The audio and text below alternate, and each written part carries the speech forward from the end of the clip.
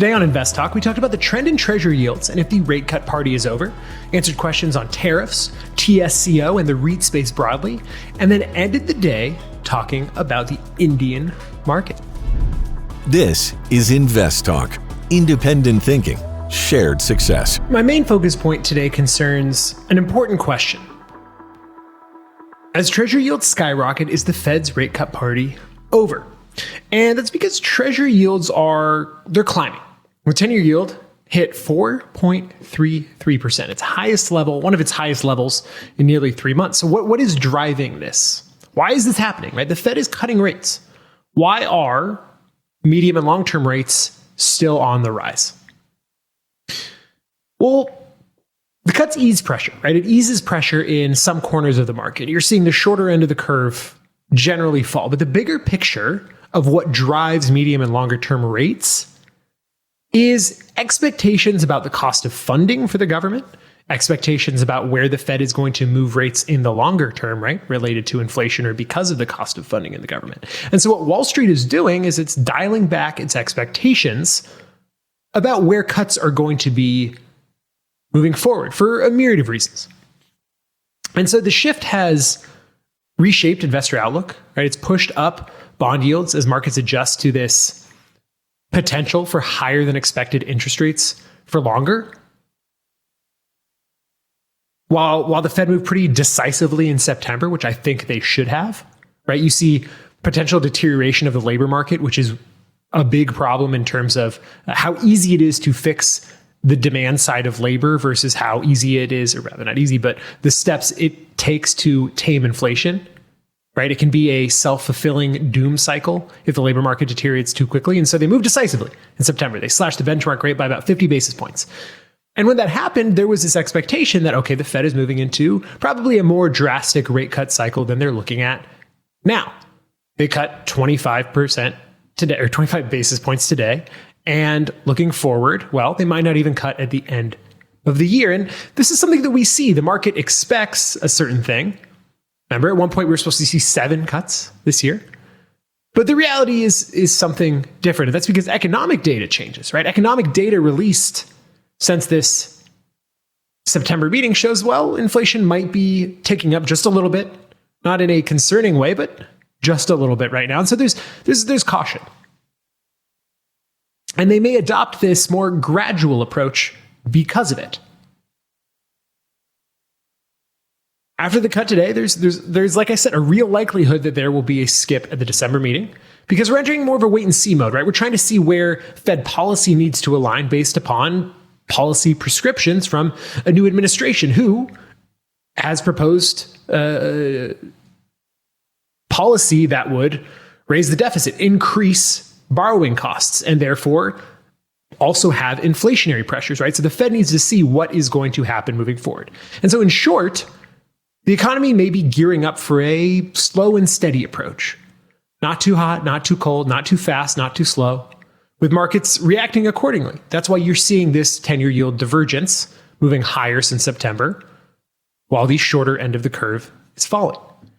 The average person, this could have a lot of ramifications, right? It changes the cost of credit card debt financing, personal loan financing, those stocks you own, their corporate financing of those companies changes, and mortgage financing, something we'll talk a bit about later. So I always say, if you want to know where things are headed, look to the bond market, and it appears to be that still remains the case.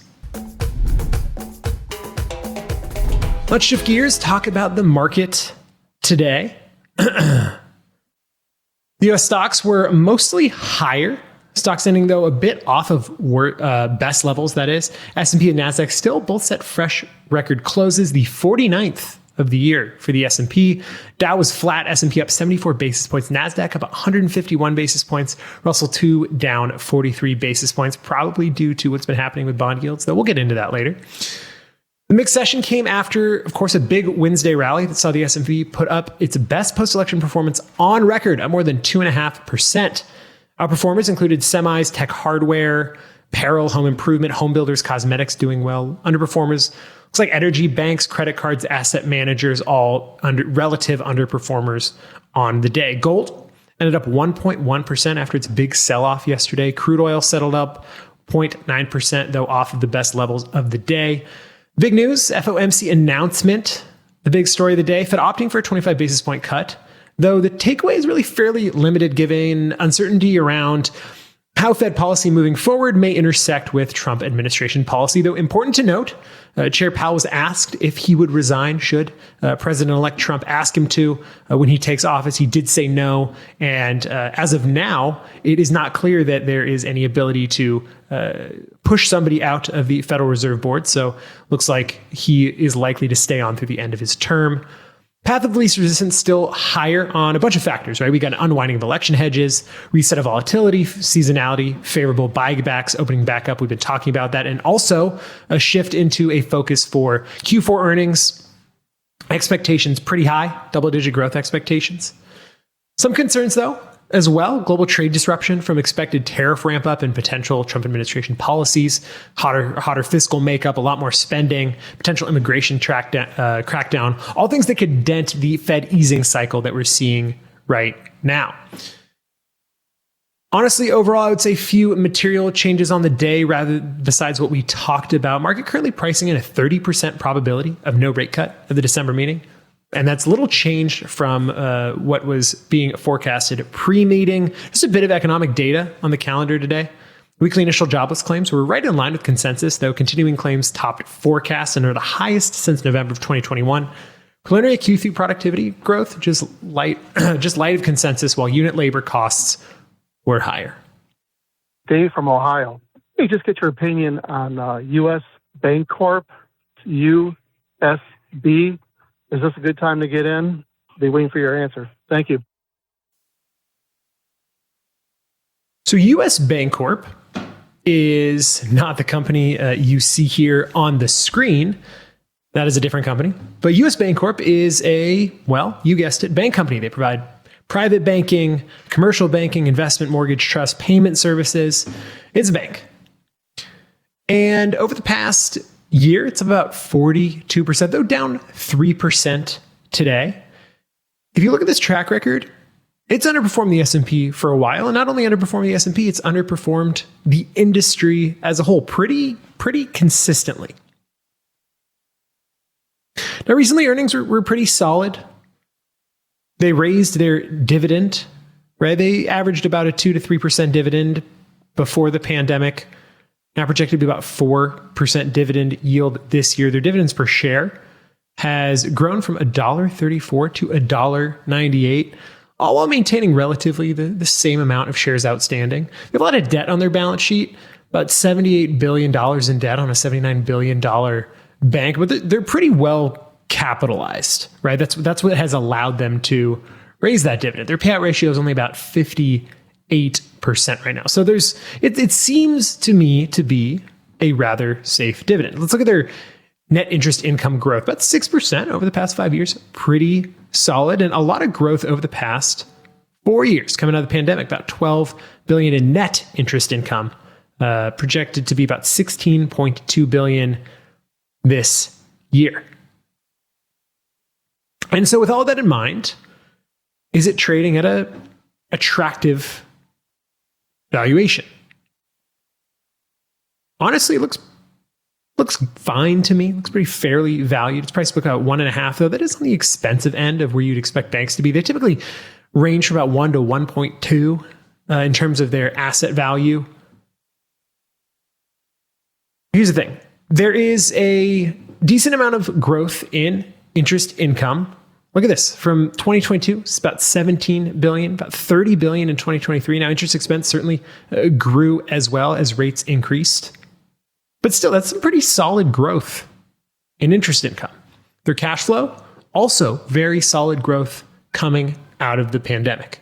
From a technical perspective, it looks fine. You saw a big jump yesterday, along with a lot of the industry as well. And so I think it'll probably do maybe average relative to other banks going forward. Again, it's well capitalized. The growth looks pretty solid. Their outlook was about 9 to 12% annual over the next year. Annualized earnings per share growth over the next year. And so you see that coming out of the $3.27 per share last year into $3.84 projected again to be about 430 next year. Consistent growth, capitalized just fine. I think it's fine bank if you're looking to get some bank exposure. Doesn't have wild, blow me out of the water growth. Seems to be relatively fairly valued at 12 times forward-looking price to earnings. So if you're looking for a solid dividend payer, got a lot of room to maintain that dividend, grow that dividend. They've done that consistently. I think US Bancorp is perfectly fine. That is US Bancorp, ticker USB. Looks like we got our first live call of the day. Omar from Chicago. How can we help you? Yeah, hi. Thanks for taking my call. Question is about UI. What are your thoughts about this company? And do you think it's a good time to get into it, or should I wait? Let's take a look. Well, UI is Ubiquiti, Inc. It is a telecommunications company. What they do is they sell equipment and provisions related to software platforms. It operates across the globe. It got 48% of its revenue comes from the United States, about 38% from Europe and the Middle East, 7% from Asia Pacific. I would say it's diversified in a way that we like. It's between two different business segments. It's service provider tech and it's enterprise technology.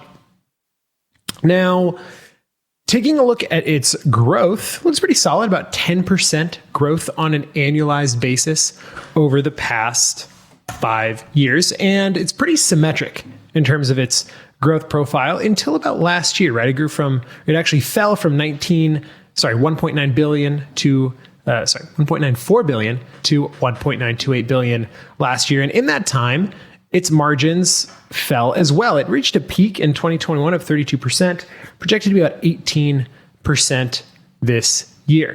Now, in terms of debt, they don't have much debt at all. It's about $757 million debt on a $15.24 billion market cap company. They're buying back shares. We like that. They have a dividend yield, about 95 basis points. And their cash flow is improving. So all of this looks good to me so far. Looking at their chart, technically, it looks pretty solid, right? Over the past year, they're up about 138%. But my inclination is to believe, based on their short interest that they got right now of nearly 7.5% short interest, that it may be a little bit overvalued right now after this run up, right? It's up 138% over the past year, up 87% year to date. And that's coming off of the back of having negative cash flow last year, positive cash flow once again this year. Its margins look pretty fine to me, but again, it's not just about investing in good businesses. It's about good businesses at fair prices. And so looking at this, right, the average broker rating is about a 172 in terms of its target price. And that's not the be all end all of where we should be considering holding securities for the long term, right? It's based on different estimates that change over time. It's not always updated and what have you. But this run-up has been pretty significant, and it's been pretty strong relative to the market looks like it's going on 5 years. And so it looks like a pretty solid business. Again, fundamentally, it looks like a solid business. They have pretty much no debt at all. Their cash flow is trending positive for the first time in 3 years. The profitability is improving pretty dramatically from last year. All things that we like. They're buying back shares.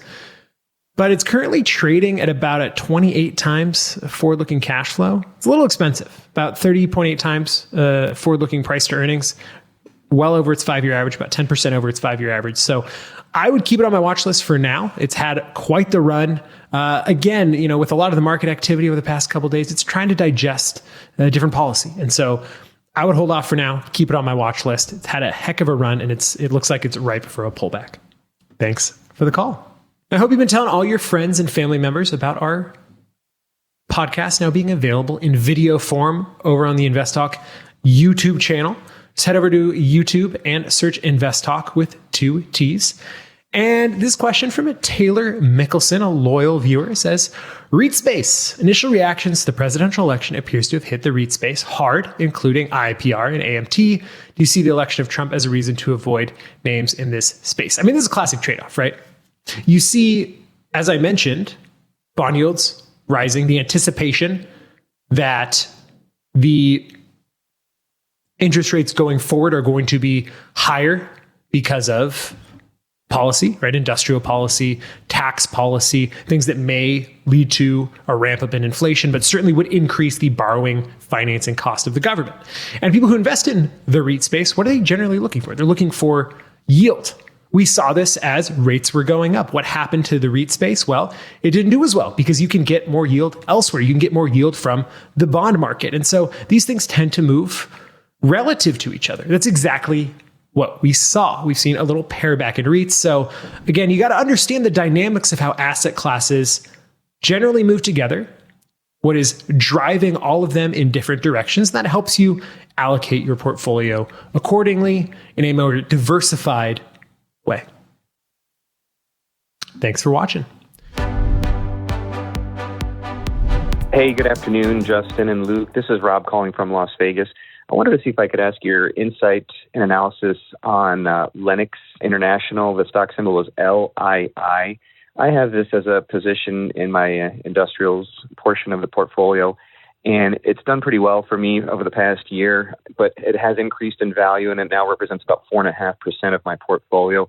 Just wanted to see if there's any future potential with this, future growth, or if I should potentially trim on this, or what your thoughts are. I'd be looking forward to your answer on the next podcast. Thank you. So ticker LII, Lennox International. They design, manufacture, market products for heating, ventilation, air conditioning, and refrigeration. And so because they are an industrial company that is manufacturing, given potential trade tensions on the horizon, the question is, well, where are their main suppliers? And it looks like their suppliers are from Europe. Is their number 7 supplier? You can see this on my screen right here. It shows the country for various suppliers, customers, partners. Looks like the rest of their supply chain comes from the United States. So that's certainly a green flag for this one. Now, Lennox is up 58% over the past 52 weeks, up 39% over the past year. Its revenue has grown pretty solidly on an annualized basis, about 5.1% over the past 5 years. Its margins look like they're expanding from 9.3% net margin back in 2018, projected to be 14.5% this year. And in that time, their cash flow has looked pretty solid in terms of growth. A little drop off in 2022, but certainly not a big trend there. Let's look at their balance sheet. About $1.4 billion in debt, and that's paid down from a peak of $1.75 in 2022 on a $21 billion market cap company. Not a lot of short interest. They pay a consistent dividend. In fact, their dividend has grown from $2.43 to $4.44 this year is what it is projected to be. Now, that all sounds great. But looking at this, I think one of the flags that I saw, which again isn't always a you need to sell this flag, is there's been a lot of insider selling, but it's at a record high level, right? You're at a pretty solid valuation here, solid price here. And it's just an elevated price, right? Going back to November of last year, it's pretty much a straight up trend. A lot of relative strength. You can see it here starting in mid 2023, just relative strength above and beyond the S&P 500. And so with this run up, it's pretty expensive. 26.3 forward looking price to earnings, almost 30 times its book value. Don't let yourself be muddled down by this range here. I look at the low end there. It's still on the lower end of its book value range over the past 5 years. Price of cash flow, 23 times. Honestly, it looks like a company that has run up a lot, and for good reason, right? It's a low debt business with increasing cash flow, buying back shares. We like that. That's going to keep the stock price elevated as well. But you're at 4.5%, and you said that's a lot, which I imagine that means your target is significantly lower than 4.5%. So it's had quite the run up over the past year. It's at an elevated level. I would start to trim it down now. It's up 3% today. Congratulations on the winner. That is Lennox International, LII. Now, we already talked earlier about Treasury yields, so let's talk about something that is affected by Treasury yields, particularly that longer end of the curve, and that is mortgage rates. Mortgage rates hit a 4-month high this week. The 30-year fixed rate climbed to 6.79%, up from 6.72% just last week, marking a steady 6-week rise. This increase is it's partly fueled by the economic uncertainty surrounding what a new administration and their policies will be, because these proposed policies included potential tax cuts and hefty tariffs on imports, which could in turn raise costs, right? Create price inflation, limit what the Fed can do downward. And because of the considerations there, right, that means the Fed may have to change course. So the longer end of the curve is telling you that, as I mentioned before, rates could be higher in the long run. For the housing market, higher mortgage rates paired with the already elevated housing prices are still making it tough for potential buyers who just a few years ago could get mortgages at 3%. Now, September's Sales of previously owned homes hit a 14-year low. And this rate lock is keeping homeowners in their homes. Bright MLS reports that monthly mortgage payments for a $400,000 home has now jumped by almost $200 in just 6 weeks. A lot of that's due to that tight inventory. A lot of it's due to rates climbing. They're continuing to climb on anticipation of additional federal spending that could drive deficits higher. Many buyers who are waiting until the election may find it harder to secure affordable financing going forward.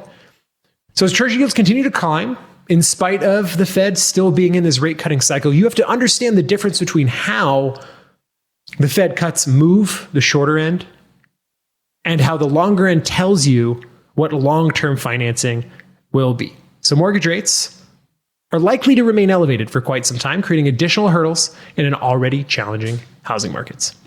This is InvestTalk. Let's put it back to your questions from 888-99-CHART. Hey, guys, I was trying to reach out. I got a question, not exactly political, but it's kind of about tariffs. You know, I understand that when Trump placed tariffs, didn't the Biden administration kind of leave that intact? So I'm curious, are we concerned about more tariffs? I mean, trying to interrupt the market, possibly causing more inflation? And also, do you find that when we did have those tariffs in the past, do you think that that added to our inflation when we first started doing it? Because I've always known that, you know, our government's always advised, you know, tariffs are just bad, don't do it. So looking for your feedback. Thanks. Yeah. So I think you have to take a step back and realize not all tariffs are the same, right? The tariffs that were put in place and maintained in the first Trump administration through the Biden administration fall into the category of tariffs that I think I and most economists, most people within this industry would agree with, right? Tariffs are distortions of the market. They just are. They're putting some sort of constraint on what would otherwise be free trade. And so in order to distort this market, you should probably have a pretty good reason. And the reason for those tariffs was, well, national security reasons, right? What the purpose was for those is they were targeted tariffs to generally support the solar industry within the United States. There was a concern that China, having a lot of cheap, more advanced solar panels, electric vehicles, could flood the US market and completely drown US industries. And so that is in and of itself a national security concern. Now, yeah, you do take a little bit of inflation there, but sometimes it's give and take. There's cost and benefits. And so the tariffs that are being proposed, and we don't know what they'll be, but there was talk about a blanket tariff, right? That's different. Targeted tariffs are one thing, blanket tariffs are different. And so if you're putting a tariff on all imported goods, which was the campaign proposal, we don't know if that's what it'll end up being, but that's what we're talking about here. If you put a tariff on all goods, right? Say it costs me $10 to make a pair of shoes, I'm selling it for $20. If it costs me $15 now to buy those input goods to make those shoes, I'm not still going to charge $20, right? The consumer is the one who eventually pays that. That's what happens with not just tariffs, but any general distortion of the market. That's just common sense economics. And so, yes, tariffs are, though not a driver of what people consider to be inflation, as in supply chain pressures, cost pull, demand push inflation, but they still do make costs higher and tampen down overall consumer demand levels. And that's why most economists are like, oh, well, let's see, have a really good reason you should put on tariffs. Who knows? We'll see what the policy is going to be as we get more evidence of who's going to be put in place within his cabinet, and he draws more policy that is defined. We'll certainly see what is to come. But yes, to answer your question, blanket tariffs, especially on any imports, blanket tariffs tend to be inflationary. So there is a little bit of a concern there. Let's play two in a row. This one from 888-99-CHART. I have a quick question on a stock I've been following, and I'm considering buying it and adding it to my portfolio. Wondering what your thoughts are on it. I believe the ticker symbol is TSCO, Tractor Supply Company. It seems to be a top company in its field. I know it would be nice if it came down in price, but I don't know if that'll be happening anytime. So I was wondering if this might be a decent price to pick it up at, right where it is right now. Thank you for everything. I look forward to hearing your thoughts on the show. Have a good day. So Tractor Supply Company is a retailer. of more of like the rural lifestyle sector. So they cater to farmers, pet owners with non-discretionary goods. Although it's called Tractor Supply Company, they sell more than tractors. Now, year to date, it is up about 34.53%, doing pretty well, about 45% over the past 52 weeks. And its revenue growth is stellar, about 13% on an annualized basis over the past 5 years. Now, recently, I think they announced there was going to be an acquisition, if I'm not mistaken, of a different online pet company, online pet retailer. Olivet, in an all-cash deal. And so that's probably helped the price be elevated as well. Now, take a look at their margins. Retailer margins are tough, right? Generally, you're going to see grocery margins around 3 to 4%. More specialized retailers maybe up towards 8-9%. In this situation, looks like our net margin is hanging out around 7.5%, about 7.6, projected to be 7.4 this year. Let's take a look at their relative valuation. Trading at 26.3 times forward-looking earnings, that is certainly expensive. Trading about 13.5 book value, price to book value, about 23 on 0.9 on cash flow. Those are all well above their 5-year averages. Now, Q2 earnings, they showed some solid increases on net sales. Their balance sheet is pretty healthy, about $6.3 billion in debt on a $31 billion market cap company, and their cash flow looks to be improving pretty solidly. They've also been buying back shares. Dividend yield, about 1.52%. I mean, look at this relative strength going back to the beginning of 2020. That's pretty strong, with the exception of last year where they underperformed the industry by about 21%. It's been pretty solid, and that is relative to its peers. It's about on track to perform just like its peers this year. Still pretty solid. I think for me, it's just still too elevated of a valuation here. It's a good company. It's certainly a good company. It's fundamentally strong. Its cash flow's in the right direction. The short interest is telling you something about 6%, right? That's not short squeeze levels. That would be in like the 20% range. But that is the market telling you that a lot of people think this is overvalued, albeit not crazily overvalued. And it is, again, a good company that is expanding, but they're about to throw off a lot of cash for this acquisition. It's good they're not financing it through debt. I don't believe they are. They have a lot of cash on hand, right? Their free cash flow looks pretty solid. They got about $400 million in cash. And so maybe they finance it with a little debt. But either way, this is another story to me of a good company at a pretty high valuation. So I keep it on my watch list for now. Hopefully it pulls back soon. Thanks for the call. Let's shift gears back to our InvestTalk YouTube channel question bank and answer this question on Mueller Industries. Mueller Industries is a global industrial company, right? They sell products made from copper, aluminum, brass, steel, and plastics. And the ticker is MLI. It's probably Mueller, either way. It's exactly the company I mentioned. So taking a look at this company, they are a relatively mid-ish cap company, about $10 billion. Their revenue growth, about 6% on an annualized basis. Pretty solid for an industrial company. Net margins looking pretty solid, about 17% last year, up from 4.2% a couple years ago. Very, very solid. And so I think that one thing that is striking to me about this is they have pretty much no debt at all whatsoever. $33 million on that $10 billion market cap. Their cash flow is improving. Their profitability looks pretty solid. Right? They really haven't had any debt since 2020 before the pandemic. I think or rather in the pandemic.